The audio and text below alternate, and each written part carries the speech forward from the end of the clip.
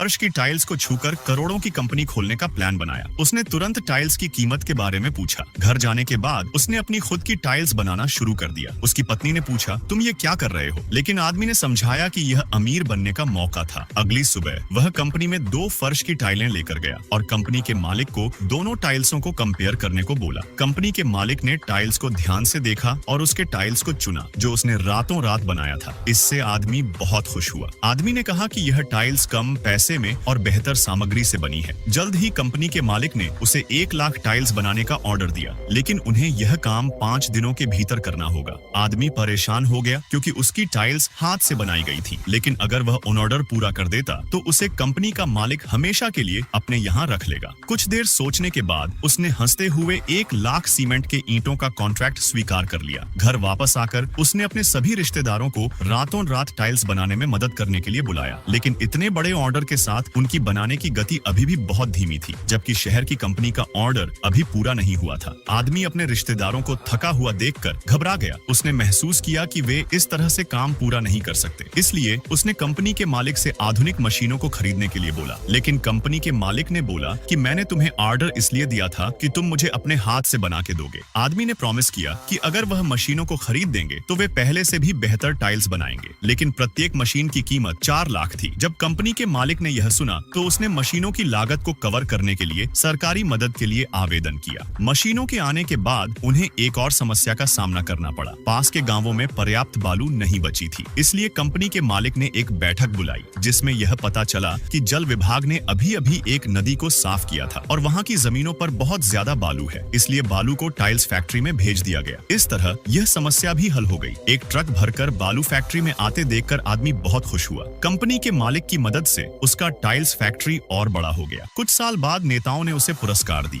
लेकिन आदमी ने कंपनी के मालिक को एक उपहार दिया। जब उसने इसे खोला तो उसका चेहरा तुरंत बदल गया, क्योंकि उसमें ढेर सारे पैसे